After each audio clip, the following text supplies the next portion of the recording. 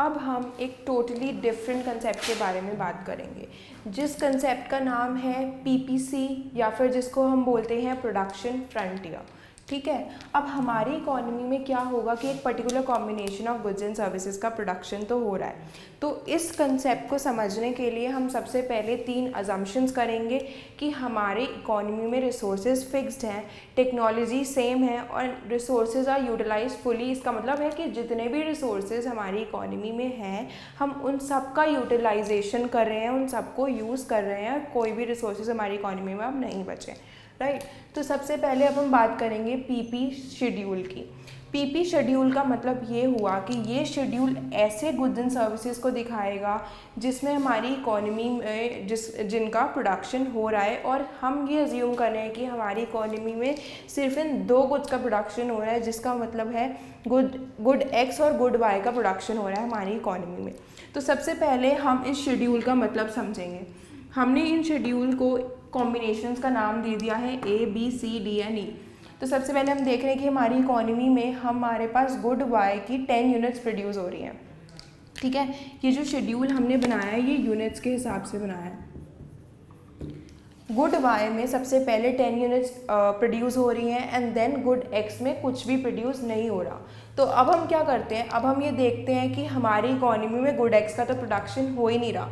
तो उसके लिए हम क्या करेंगे, हमने गुड वाई की 1 यूनिट को सैक्रिफाइस कर दिया। मतलब हमने गुड वाई की 1 यूनिट को सैक्रिफाइस करके 1 यूनिट यहाँ पे प्रोडक्शन के लिए उस रिसोर्सेज का यूज़ किया। तो ये हम यहाँ पे देखेंगे। अब आप ये देखिए, हमने 1 यूनिट y का सैक्रिफाइस करके 1 यूनिट बनाई x की। अब हम नेक्स्ट स्टेप में क्या देख रहे हैं कि हमारा ये 9 से हो गया 7। गुड y पहले कितना था, 9 यूनिट्स था, अब हमारा कितना हो गया, 7 यूनिट्स। ये क्यों हुआ, क्योंकि अब हमने इसकी 2 यूनिट सैक्रिफाइस करी है गुड वाई की, जिससे हमारा 1 यूनिट ऑफ गुड एक्स बन सके। अब ये हम कर क्या रहे हैं, हम ये कर रहे हैं कि हमारी इकोनॉमी में दोनों गुड्स का प्रोडक्शन होने के लिए हम रिसोर्सेज को एक सही तरीके से डिस्ट्रीब्यूट कर रहे हैं। ठीक है, पहले हम ये देख रहे हैं कि हमारी इकोनॉमी में गुड्स एंड सर्विसेज सही तरीके से डिस्ट्रीब्यूट नहीं थी, क्योंकि गुड एक्स का कुछ भी प्रोडक्शन नहीं हो रहा था और सिर्फ गुड वाई का प्रोडक्शन हो रहा था। तो हम इसलिए क्या कर रहे हैं, हम धीरे धीरे गुड वाई को सैक्रिफाइस करके गुड एक्स भी बना रहे हैं। नेक्स्ट में आप देखिए, अब हम 3 यूनिट्स को सैक्रिफाइस करेंगे, जिससे हमारा 1 यूनिट बन जाएगा गुड एक्स का।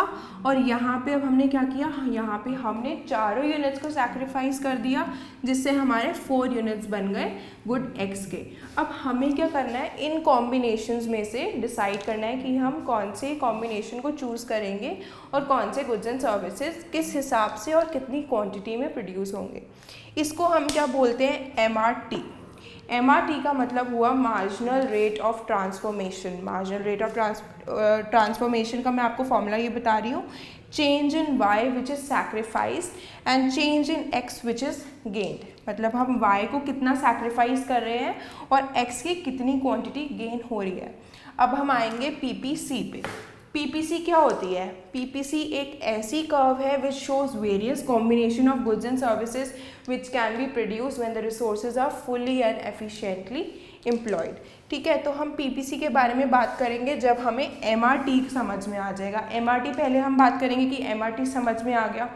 MRT में सबसे पहले हम ये देखते हैं कि y को हमने कितना सैक्रिफाइस करा है और x को हमने कितना गेन करा है।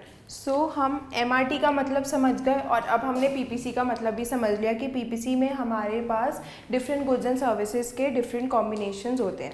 अब सबसे पहले हम क्या करेंगे कि इन डिफरेंट कॉम्बिनेशंस में से जो कि है A, B, C, D और E, ये वही कॉम्बिनेशंस हैं जो हमने यहाँ पे प्लॉट करे थे, A, B, C, D और E। ठीक है, तो हमने इस कर्व पे सबसे पहले इनको प्लॉट करा है और ये कर्व हमारी फॉर्म हुई है। तो अब हम ये देखेंगे क्या हम A कॉम्बिनेशन बनाएं, B कॉम्बिनेशन बनाएं, C बनाएं, D बनाएं या फिर E बनाएं।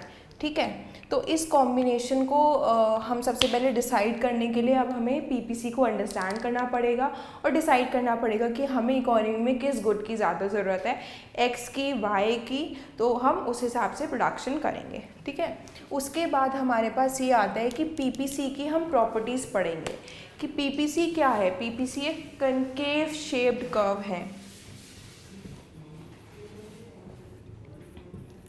जो शेप बन रही है इस तरह, ये इस शेप को हम बोलते हैं कॉनकेव शेप। कॉनकेव शेप क्यों बन रही है? अब आपने एक चीज़ नोटिस करी कि हम पहले तो y की 1 यूनिट को सैक्रिफाइस कर रहे थे, उसके बाद हमने 2 करी, फिर 3 करी, फिर 4 करी। y का सैक्रिफाइस बढ़ता जा रहा है। y का सैक्रिफाइस अगर बढ़ेगा तो y कम होगा हमेशा हमेशा, और y को हम कम करेंगे और x को बढ़ाएंगे। तो इसलिए हमारी कर्व इस तरह में बनेगी। इस तरह से जो शेप आ रही है इसको हम बोलते हैं कनकेव शेप। ठीक है। अब आपने एक और चीज़ यहाँ पे देखी कि जब हम y का लेस अमाउंट प्रोड्यूस कर रहे हैं उससे हमें x का ज़्यादा अमाउंट मिल रहा है। इसका मतलब for getting more of 1 unit we have to sacrifice a unit of other good to get a more of 1 unit, right? सो इससे क्या होगा कि हमारी पीपीसी कर्व फॉर्म हो जाएगी, हमारा पीपी शेड्यूल भी फॉर्म हो जाएगा। अब पीपीसी कर्व यहीं पे ख़त्म नहीं होता। पीपीसी कर्व जो इस पॉइंट पे हमारे रिसोर्सेज जो हैं वो फिक्स्ड रहेंगे। ठीक है, ये जहाँ पे हमने पीपीसी कर्व बनाई है। अब देखिए, अगर यहाँ पे कोई कॉम्बिनेशन है जैसे है L, ठीक है, मैं यहाँ पे L प्रोड्यूस कर रही हूँ। L का मतलब क्या हुआ कि यहाँ पे क्या था, इस पॉइंट पे हमारे रिसोर्सेज फुली यूटिलाइज थे, मतलब हमारे सारे रिसोर्सेज यूटिलाइज थे और रिसोर्सेज जो थे वो फिक्स थे। इस पॉइंट पे हम ये देखेंगे कि अगर पॉइंट यहाँ पे कुछ प्रोडक्शन हो रहा है, इसका मतलब ये हो रहा है कि हमारे रिसोर्सेज फुली यूटिलाइज नहीं हो रहे, या तो कुछ ना कुछ तो गड़बड़ है क्योंकि हमारे पीपीसी से थोड़ा सा नीचे प्रोडक्शन हो रहा है, या जैसे इस पॉइंट पे प्रोडक्शन हो रहा है। ठीक है, तो यहाँ पे नहीं फॉल करना चाहिए ये पॉइंट, और यहाँ पे इस पीपीसी पे फॉल करना चाहिए। सो वी गॉट कि पीपीसी होता क्या है। अब हम नेक्स्ट बात करेंगे कि पीपीसी का शिफ्ट कैसे होता है। अब हमने ये देखा कि पीपीसी कर्व जो है वो स्टेबल रहेगी क्योंकि हमारे रिसोर्सेज जो हैं वो फिक्स्ड रहेंगे। अब हम ये अजम्पशन कर रहे हैं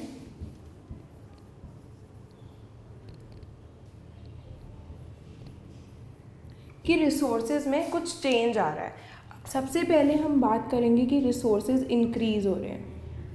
अगर हमारी इकोनॉमी में रिसोर्सेज इंक्रीज़ हो रहे हैं और आपकी ये है पीपीसी, यहाँ पे आप प्रोडक्शन कर रहे हैं, ठीक है, रिसोर्सेज अगर इंक्रीज़ हो जाएंगे इसका मतलब ये है कि आप ज़्यादा गुड्स एंड सर्विसेज का प्रोडक्शन कर सकते हैं उन ज़्यादा रिसोर्सेज को यूज़ करके।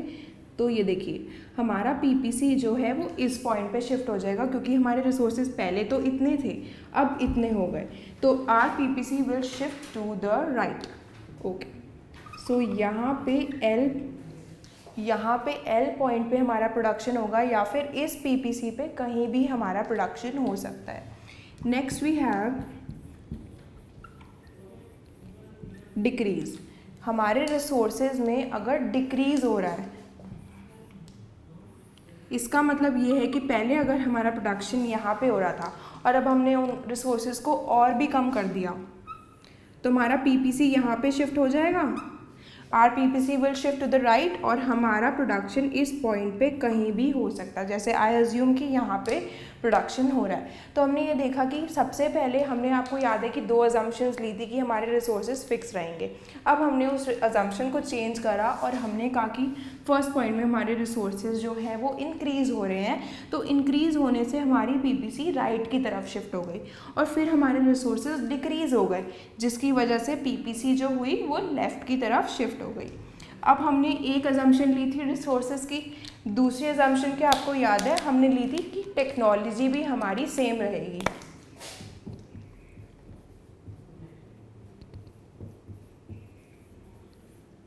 अब हम उस अजम्पशन को भी चेंज कर रहे हैं, हम ये देख रहे हैं कि हम अब एक दूसरी टेक्नोलॉजी का यूज़ करेंगे।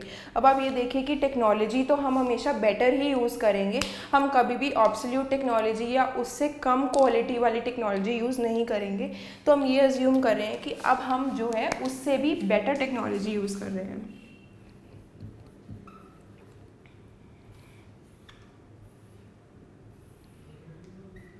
अब देखिए, बेटर टेक्नोलॉजी से क्या होगा, बेटर टेक्नोलॉजी से बेटर प्रोडक्शन होगा, ठीक है, उन्हीं रिसोर्सेज से अगर आप बेटर प्रोडक्शन करेंगे तो हमारी रिसोर्सेज में जो उन गुड्स एंड सर्विसेज का ज़्यादा से ज़्यादा प्रोडक्शन होने लगेगा। इसका मतलब ये कि अगर आप पहले 7 यूनिट्स बना रहे थे तो उसी रिसोर्स को, उसी क्वांटिटी ऑफ रिसोर्सेज को यूज़ करके अब आप 10 यूनिट्स बना सकते हैं।